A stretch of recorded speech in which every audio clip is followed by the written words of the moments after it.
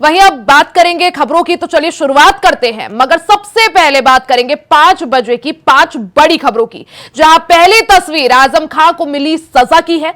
आजम खां को आज MP MLA court ने 10 साल की सजा सुनाई है। वहीं दूसरी तस्वीर की ओर नजर डालिए। दूसरी तस्वीर अरविंद केजरीवाल की है, क्योंकि मुख्यमंत्री अरविंद केजरीवाल ने आज राउज एवेन्यू कोर्ट में याचिका डाली थी, जिस पर अब सुनवाई की तारीख 1 जून निर्धारित कर दी गई है। वहीं तीसरी तस्वीर है बेटे के बचाव में बृजभूषण शरण सिंह के बयान की, क्योंकि करण भूषण शरण सिंह विवादों में फंसते हुए नजर आ रहे हैं। उनके काफिले में मौजूद एक कार ने 4 बच्चों को रौंद दिया था, जिसमें 2 की मौत हो गई थी। तो इस विवाद को लेकर अब बृजभूषण शरण सिंह का बयान सामने आया है। और आखिरी तस्वीर आपको दिखाते हैं, चौथी तस्वीर है खुलेआम दबंगों की दबंगई की।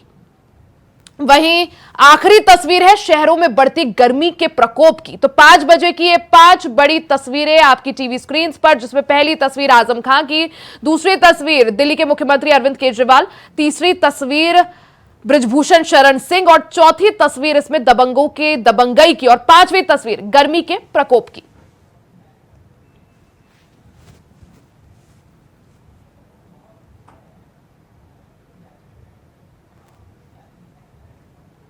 बड़ी खबर रामपुर से आपको बता दें, आजम खां को 10 साल की जेल की सजा सुनाई गई है। डूंगरपुर केस में आजम खां को यह सजा हुई है। रामपुर की एमपी एमएलए कोर्ट ने सजा सुनाई है। बीते दिन कोर्ट ने आजम खां को इस मामले में दोषी करार दिया था। आज आजम खां को कोर्ट ने इस मामले में सजा सुना दी है। डूंगरपुर में जमीन कब्जाने का यह पूरा मामला था। घरों में घुसकर तोड़फोड़ के मामले में यह सजा हुई है। आपको बता दें, साल 2016 का यह मामला है, जिसमें आजम खां पर डूंगरपुर में बस्तियां खाली कराने का आरोप लगाया गया था। 2019 में इस मामले में एफआईआर दर्ज हुई थी। वहीं 2019 के बाद से अब जाकर इस मामले में सजा का ऐलान हुआ है। बीते दिन रामपुर की एमपी एमएलए कोर्ट ने डूंगरपुर बस्ती मामले में आजम खां को दोषी करार दिया था और आज उनको सजा सुना दी गई है। इस पूरे मामले में आजम खां को 10 साल की सजा और 14 लाख रुपए का जुर्माना की सजा सुनाई गई है। यानी 10 साल की सजा और 14 लाख रुपए जुर्माना। ज्यादा जानकारी के लिए मोहम्मद आसिफ हमारे साथ जुड़ गए हैं। मोहम्मद आसिफ, जिस तरह से आजम खां पर, जो कि समाजवादी पार्टी के दिग्गज नेता भी हैं, उन पर कई मुकदमे चल रहे हैं, 108 के करीब मुकदमे उन पर दर्ज है। डूंगरपुर बस्ती मामले में सजा का ऐलान हो चुका है, 10 साल की सजा और 14 लाख रुपए जुर्माना।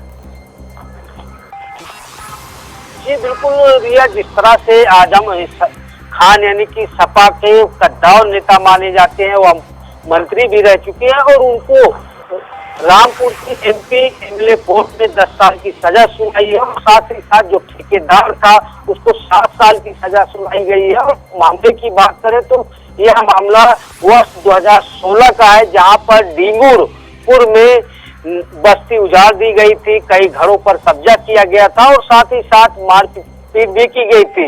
इस मामले में 2019 में मुकदमा कायम हुआ कोतवाली में और कोतवाली पुलिस कर रहे थे और जिसकी जो है चार्जशीट न्यायालय भेजी गई थी। न्यायालय ने सभी बिंदुओं की सुनवाई की और 29 मई को दोषी करार दिया और आज इस मामले में आजम खान को 10 साल की सजा सुनाई गई है और साथ ही साथ जो ठेकेदार था, जिसने आजम खान के गलत कामों में अपना हाथ बताया था, उसे 7 साल की सजा हुई है और रिटायर्ड चीफ भी नामजद हुए थे, लेकिन उन्हें बिल्कुल, यानी मोहम्मद आसिफ, यहाँ पर आजम खां की मुश्किलें बढ़ती हुई साफ तौर पर नजर आ रही है, क्योंकि पहले से 7 साल की जेल की सजा वो काट रहे हैं और अब एक और मामले में उनको सजा का ऐलान हो गया। 10 साल की सजा और 14 लाख रुपए जुर्माना उन्हें अदालत ने सुनाया है। आप नजर बनाए रखें। बहुत बहुत शुक्रिया जानकारी के लिए।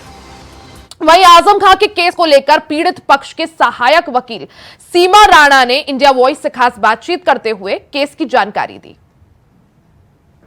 सीमा जी, स्वागत है आपका इंडिया वॉइस में। जिस तरह से आजम खान को 10 साल की सजा हुई है, इस पूरे मामले में क्या कुछ केस था, किस तरह से सजा हुई है और आजम खान के लिए आगे आने वाले केसेस में और कितनी बड़ी मुश्किल बढ़ सकती है? इसमें जो कल मैटर था डूंगरपुर से संबंधित मैटर था और इसमें जो दोषी अभियुक्त थे आज मोहम्मद आजम खान और बरकत अली ठेकेदार, इनको आज माननीय न्यायालय द्वारा सजा सुनाई गई है और जिसमें जो मोहम्मद आजम खान है, इनको 10 साल का कठोर कारावास और सारे शख्सन से 14 लाख का जुर्माना लगाया गया है। और जो बरकत अली है, इनको 7 साल का कठोर कारावास और 6 लाख का जुर्माना लगाया गया है।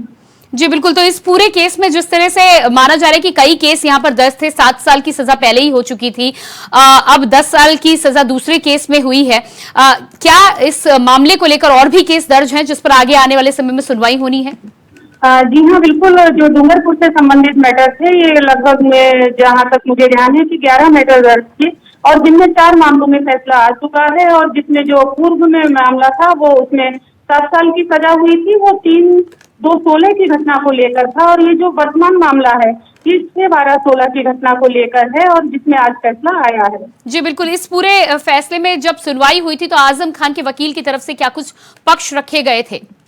उनके द्वारा यही पक्ष रखे गए थे कि जो मैटर्स है और जो बस्ती खाली कराई गई है वो सरकारी जमीन थी और जिसको लेकर कोई विवाद नहीं था। और जो अभियोजन की तरफ से साक्ष्य रखे गए थे कि जो जबरदस्ती घर खाली करवाए गए थे उनमें मैटर्स चल रहे थे, हाईकोर्ट में भी मैटर्स चल रहे थे और जो कि एक विवादित भूमि थी और उन पर जबरदस्ती लोगों के जो लोग रह रहे थे उनके घर जबरन खाली कराए गए, उनके साथ मारपीट की गई और जो अभियोजन ने आरोप लगाए थे वो आरोप साबित पाए गए माननीय न्यायालय में। जी बिल्कुल, इस पूरे मामले में जिस तरह से समाजवादी पार्टी के कद्दावर नेता आजम खान माने जाते हैं, याचिकाकर्ता जिनको जीत मिली है इस केस में, उनकी तरफ से, उनके वकील की तरफ से क्या कुछ बयान अभी तक निकल कर सामने आया है, क्या कहना है उनका? देखिए, हम लोगों ने जो अपना पक्ष रखा है, हमने इसमें जो अधिकतम सजा की मांग की थी और माननीय न्यायालय द्वारा एक अधिकतम सजा की गई है क्योंकि सेक्शन 392 साबित पाया गया, 452 भी साबित पाया गया और 504 और 506 120 भी था। तो इसमें जो अधिकतम सजा 10 वर्ष कठोर कारावास से दंडित किया गया है और 14 लाख का जुर्माना लगाया गया है माननीय न्यायालय के द्वारा। जी बिल्कुल, सीमा जी आपसे अनुरोध करेंगे अगर आप हमारे दर्शकों को विस्तार से समझा पाएं कि ये पूरा मामला क्या क्या था और आपकी तरफ से क्या कुछ दलीलें रखी गई थी जिस पर आजम खान को आज 10 साल की सजा हुई है। ये जो मामला था ये 2019 में थानागंज में पंजीकृत कराया गया था। इसमें जो वादी हैं वो अवरार है और इनके द्वारा एक मुकदमा लिखवाया गया था कि दिनांक 6/12/2016 को डूंगरपुर बस्ती में जो उनका घर था उसमें घर में घुसकर मारपीट की गई, जान से मारने की धमकी दी गई। और खबरों का सिलसिला जारी रहेगा, यहाँ रुकेंगे एक छोटे से ब्रेक के लिए, जल्द वापस लौटेंगे, बने रहे हमारे साथ। ब्रेक के बाद एक बार फिर से आपका स्वागत है। खबरों में आगे बढ़ते हैं। दिल्ली से बड़ी खबर आपको बता दें, मुख्यमंत्री अरविंद केजरीवाल की जमानत अर्जी से जुड़ा ये पूरा मामला है। राउज एवेन्यू कोर्ट ने ईडी को इस मामले में नोटिस जारी कर दिया है। ईडी ने राउज एवेन्यू कोर्ट में जमानत का विरोध किया और 1 जून को अब इस मामले में अगली सुनवाई होगी। तो बड़ी खबर आपको बता दें, मुख्यमंत्री अरविंद केजरीवाल की 1 जून को न्यायिक अंतरिम जमानत खत्म हो रही है, जिसके बाद 2 जून को उन्हें वापस तिहाड़ जेल में सरेंडर करना है। वहीं इस बीच अंतरिम जमानत बढ़ाने की अरविंद केजरीवाल ने मांग की थी, सुप्रीम कोर्ट का रुख किया था। हालांकि सुप्रीम कोर्ट ने जब तत्काल इस मामले को सुनने से मना कर दिया तो राउज एवेन्यू कोर्ट में अरविंद केजरीवाल ने अंतरिम जमानत बढ़ाने के लिए एक बार फिर से अर्जी दाखिल की है। वहीं ईडी ने इस अर्जी का विरोध किया है, जिसके बाद राउज एवेन्यू कोर्ट ने ईडी को नोटिस जारी किया है। अब इस पूरे मामले में अगली सुनवाई 1 जून को होगी। तो दिल्ली के मुख्यमंत्री अरविंद केजरीवाल की जमानत अर्जी से जुड़ा ये पूरा मामला, क्योंकि 1 जून को उनकी अंतरिम जमानत खत्म हो रही है, जिसके बाद 2 जून को उन्हें तिहाड़ जेल में फिर से सरेंडर करना है। अंतरिम जमानत बढ़ाने की मांग को लेकर दिल्ली के मुख्यमंत्री अरविंद केजरीवाल ने सुप्रीम कोर्ट का रुख किया था। हालांकि सुप्रीम कोर्ट ने तत्काल इस मामले को सुनने से इनकार कर दिया, जिसके बाद राउज एवेन्यू कोर्ट में अरविंद केजरीवाल ने जमानत के लिए अर्जी दाखिल की। अब इस पूरे मामले में राउज एवेन्यू कोर्ट 1 जून को सुनवाई करेगा।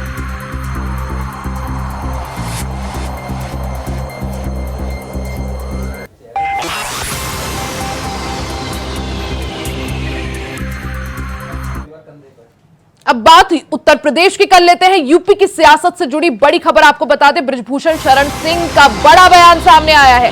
बेटे करण भूषण शरण सिंह के बचाव में नजर आए बृजभूषण शरण सिंह। इस दौरान उन्होंने बयान दिया। उन्होंने साफ तौर पर कहा कि जिम्मेदारी मेरा बेटा नहीं बल्कि ड्राइवर लेगा। सोशल मीडिया पर उनका यह बयान वायरल हो रहा है। तो उत्तर प्रदेश की सियासत से जुड़ी बड़ी खबर, जिसमें बृजभूषण शरण सिंह अपने बेटे करण भूषण सिंह के बचाव में नजर आए। उन्होंने बड़ा बयान दिया। उन्होंने साफ तौर पर कहा कि हादसे की जिम्मेदारी मेरा बेटा नहीं बल्कि ड्राइवर लेगा। बृजभूषण शरण सिंह का यह बयान सोशल मीडिया पर वायरल हो रहा है। गाड़ी का जो काफिला था 4-5 गाड़ियों से जब एक्सीडेंट हुआ है तो 3 किलोमीटर का अंतर था, 3-4 किलोमीटर उनकी गाड़ी आती है। बट रोंदे धोनी की गाड़ी से गए आप ही कर लीजिए ना, फैसला कर लीजिए ना, आप अपराधी बना दीजिए अभी तो। बट एटीट्यूड हमेशा से यही रहा है कि कर दियो, फिर उसके बाद बोला गया तो आप पहले ही बोल दो तो अपराधी बना दो, ये बना दो। तो आपको पता है कि वो बच्चे पहले एक महिला से लड़े हैं, महिला से लड़ने के बाद उनकी गाड़ी डिसबैलेंस होकर के जाकर के टकराई है और उसमें 2 बच्चों का निधन हो गया है। घटना दर्दनाक मतलब दुखदाई है, ऐसा नहीं होना चाहिए। लेकिन तो आप रिस्पांसिबिलिटी ले रहे हो इसकी? करण भूषण नहीं, उसकी रिस्पांसिबिलिटी लेगा ड्राइवर।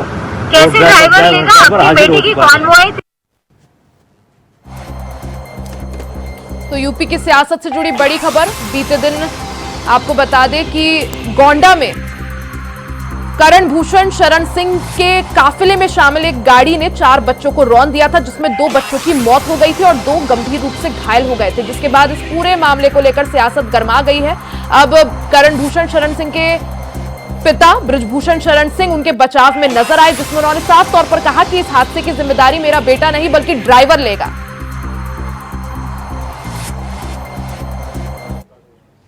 गोंडा के करनैलगंज में करण भूषण शरण सिंह के काफिले से हुए हादसे पर करण भूषण शरण सिंह का सफाई सामने आया है। क्या कुछ कहा है करण भूषण शरण सिंह ने, आइए आपको सुनवाते हैं।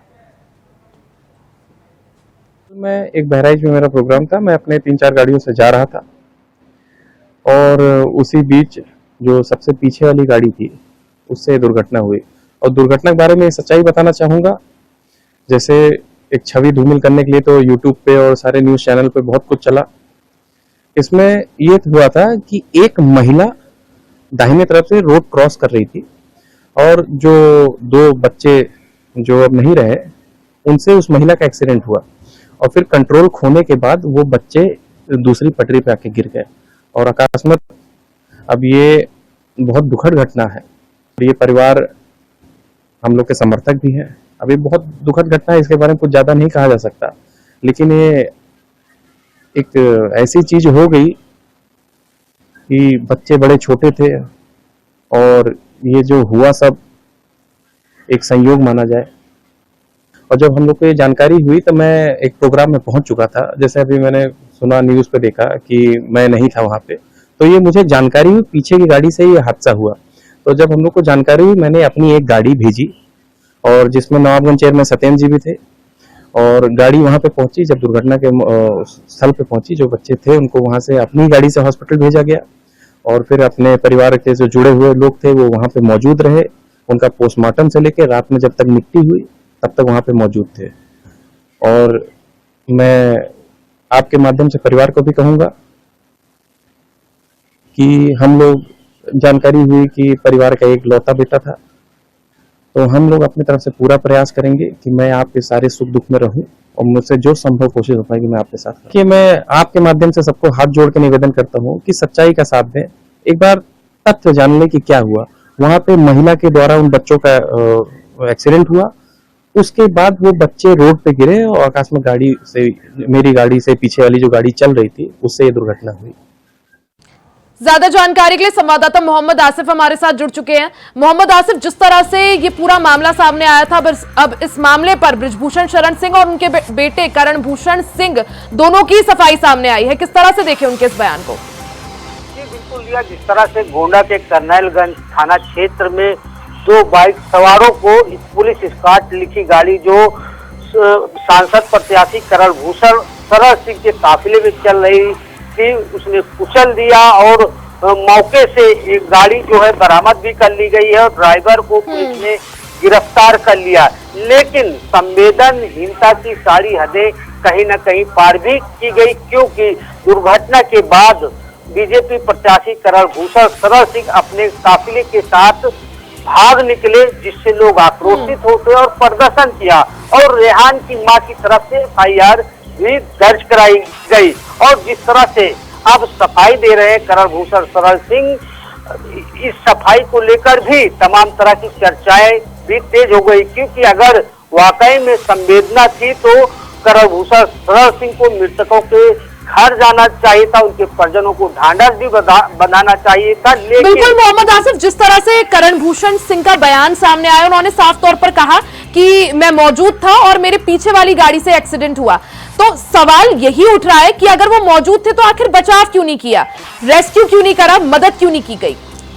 ये बिल्कुल रिया बता दूं कि करण भूषण शरण सिंह कहीं न कहीं सांसद बृजभूषण शरण सिंह के नक्शे कदम पर चल रहे हैं। जिस तरह से बृजभूषण सिंह काफी विवादित भी हो चुके हैं, महिला पहलवानों के कथित यौन उत्पीड़न के आरोप भी लग चुके हैं, फिर उसी नक्शे कदम कहीं न कहीं करण भूषण शरण सिंह भी चलते दिख रहे हैं। और यहाँ भी बता दूं कि करण भूषण सिंह को काफिया बहुत ज्यादा पसंद है, वह निकलते हैं तो काफिया के साथ निकलते हैं और महंगी लग्जरी गाड़ियां रहती है उनके काफिले में और महंगे असलहों के भी शौकीन है। लेकिन जो घटना हुई कहीं न कहीं करण भूषण शरण सिंह जो प्रत्याशी थे करनैलगंज के और उनके ही लोकसभा क्षेत्र के मृतक थे, वह उनसे मिलने नहीं पहुंचे।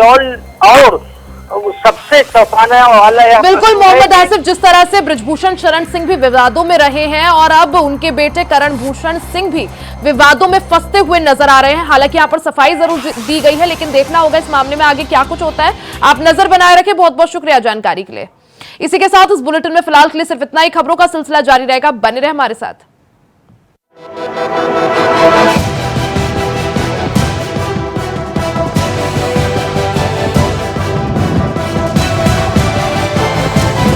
इंडिया वॉइस, आपकी सोच, आपकी आवाज।